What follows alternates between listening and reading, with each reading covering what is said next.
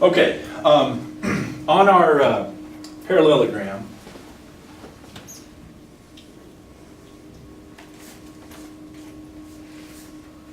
we usually draw that kind of tilted thing like that. To find the area, you actually need two different measurements. Then you don't need the length and the width here, because you really don't have a, I guess sort of you do, but here's what you need on a parallelogram.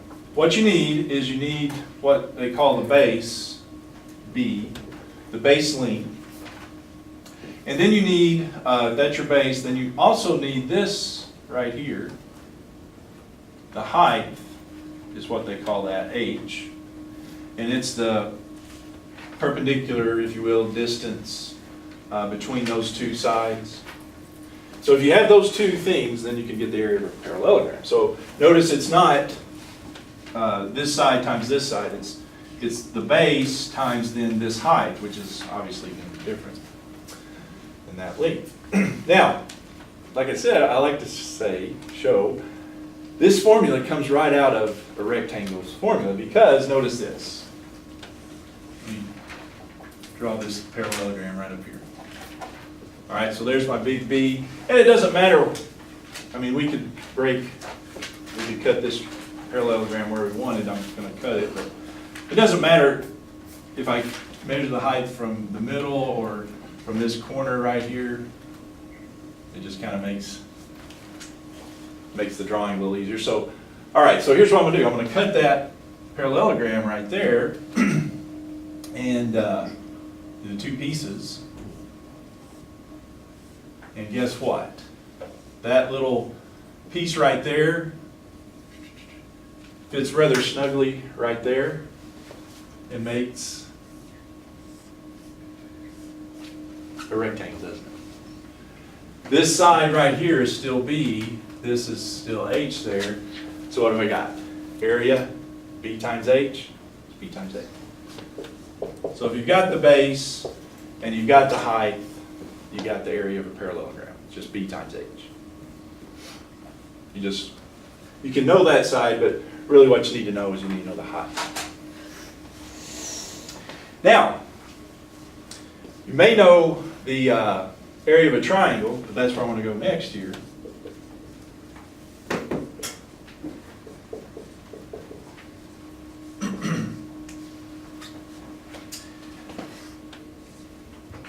Well, on a triangle, you also need to know a base, and you need to know the height, which then is the from the corner down to the base, perpendicular, 90-degree angle there with that. And yet, like I said, you may know it, but do you know why it is what it is?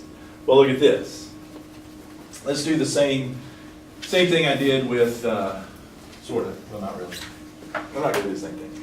Here's what I'm going to do with the triangle. Let's make a triangle this, kind of make it obvious which sides are which. So there's my triangle. Let me make an exact replica here. Same congruent triangle, let's call it.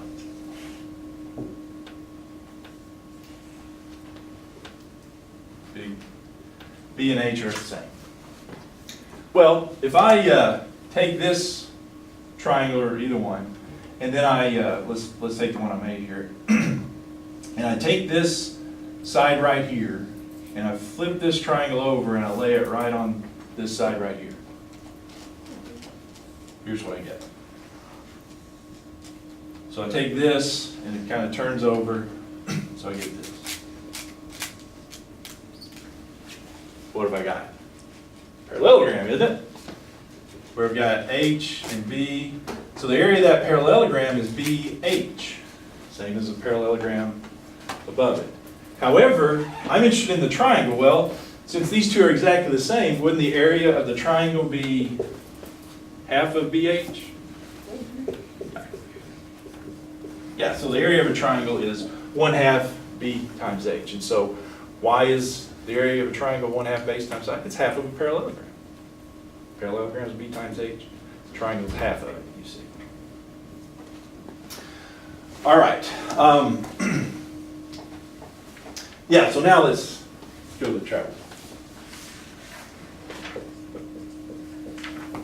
So all these formulas I'm giving you here, the areas, if you're not already familiar with them, you need to memorize them, know them.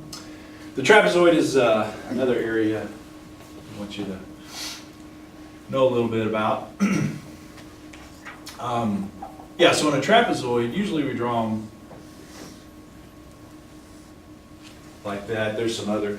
Trapezoid just has one parallel side, one pair of parallel sides. Well, to get the area of it, you need to know three things. You need to know the base, which we're going to call big B. And then you need to know the side opposite that, so that's the little b. For hopefully, obvious reasons there. So you need to know the lengths of those parallel sides.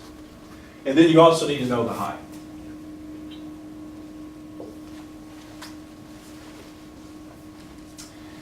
All right, well, let's do our little thing here. All right, so let's say I've got a trapezoid. Let's make it a little angle here, and then this one's not as much. Whatever size we want it, but let's do this one. All right, so let's do exact replica, congruent trapezoid.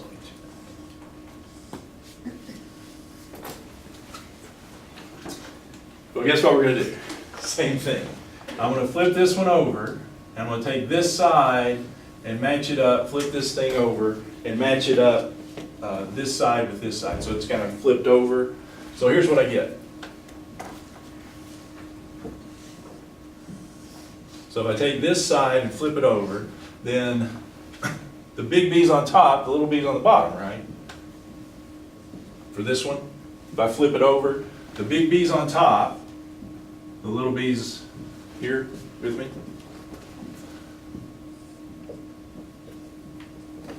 Everything's flipped over. Well, notice what this is. It's a parallelogram, isn't it?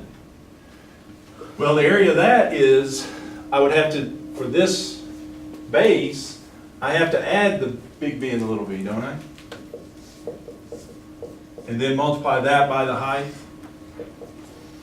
So that parallelogram would be base times height that.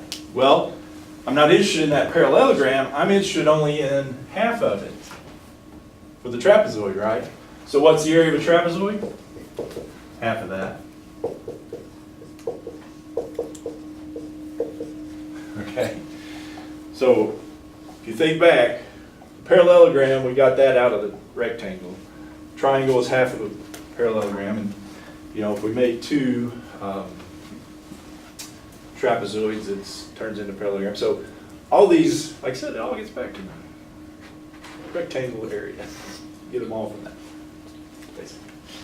All right, anyway, that's, so yeah, the others are probably more familiar, so be familiar with all these formulas. Let's do one of those trapezoid areas. Talk about it. All right, so let's say I've got this.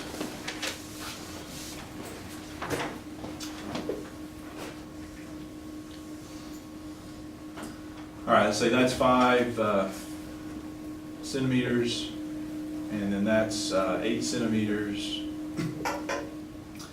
and let's say that height there is 4 centimeters. So the area is 1/2 big B plus little b times h. And so the deal on it is, all right, so you're going to add the big B and the little b. This is big B, this is little b. So you're going to add those two together and then multiply by the height 4. So the only real catchy little thing there is you got to add those two first and then do your multiplying. And you know, you can multiply the 13 and the 4 first. You can take half times the 13 and then just do it all like that, however you prefer. Let's see, if I do the 13 times 4 here, that would be 52. And they're just going to take half of 52, 1/2 times 52, or 52 divided by 2, 26. Now, like I said, another little stickler thing we'll be looking for is the units. What would be the units here? Centimeter square. Yeah, they're square units. I'm dealing in centimeters, so it's centimeters squared. Area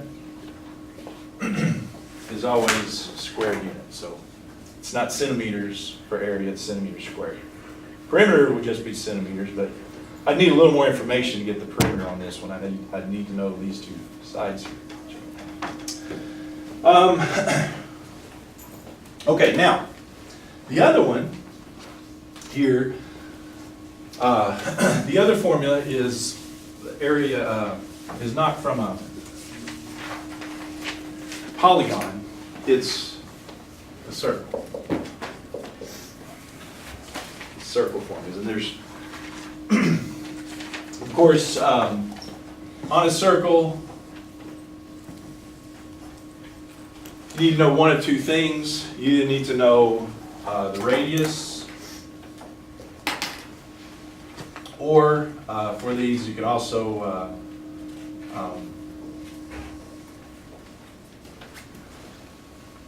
know the diameter. But of course, the relationship there, we know that the diameter is 2 times the radius, or the radius is half the diameter.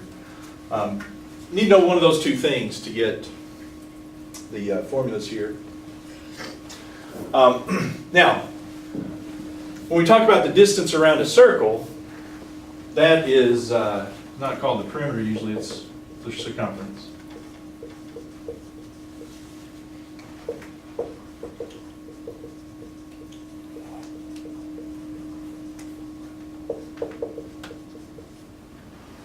So the distance around a circle, it's called the circumference. Yeah, it turns out if we took different sized, if we had more time, we would maybe do a little experiment here. But if we take circles of different sizes, so this one has diameter there, that diameter. So it turns out that in all cases there, if I took the circumference, if I measured that circumference and measured that diameter and divided those, so let's call that one C1 and D1, this one would be C2 and D2, and this would be C3 and D3. Well, it turns out those are always the same. They come out to be the same number. In other words, these are equal ratios. And it turns out that's where pi comes from. If I measure those accurate to, as accurate as I possibly could, totally accurate, let's say, it turns out those are always equal to pi, or about 3.14. Well, that's where the circumference formula of a circle comes from, because if I've got the circumference divided by the diameter is pi, then doesn't that mean, do a little cross multiply there, the circumference of a circle is pi times the diameter? That's the circumference of a circle. Or if we put in the radius there, the radius is 2 times r, it turns into circumference equals 2 pi r, because the radius is 2r. So. Now, the other formula, of course, is area of a circle. Well, it turns out on that one, so circumference you can either use the diameter or the radius. But for the area of a circle, you do need the radius. And you may know it a little bit, but to go along with our theme of they all come out of a rectangle, look at this. Do this kind of quick here. All right, so let's take a circle and we divide it into 4 sectors, 4 parts. Well, if I take those 4 sectors and arrange them like this,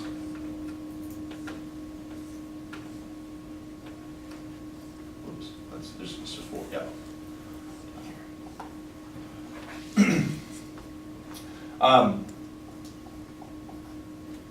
It's not exactly looking like a rectangle. However, if I keep slicing and dicing here,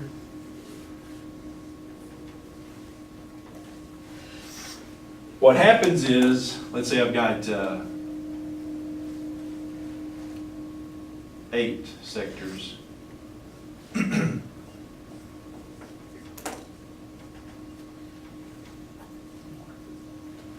What happens is this bumpy part starts straightening out, and this angled part here, it's less of an angle, and so you wind up eventually just kind of have a rectangular shape. Now, here's the thing, this part here would be half the circumference, which in the radius terms, half of that would be pi r. So this is pi r. And of course, this is just the radius. Well, if this is straight, that's pi r, and this is r, well, the area of that thing is pi r times r. That's sort of, kind of why the area of a circle is pi r squared. All right. So those are the formulas you should know. Trapezoid, parallelogram, circle. But I got to show you this other thing here.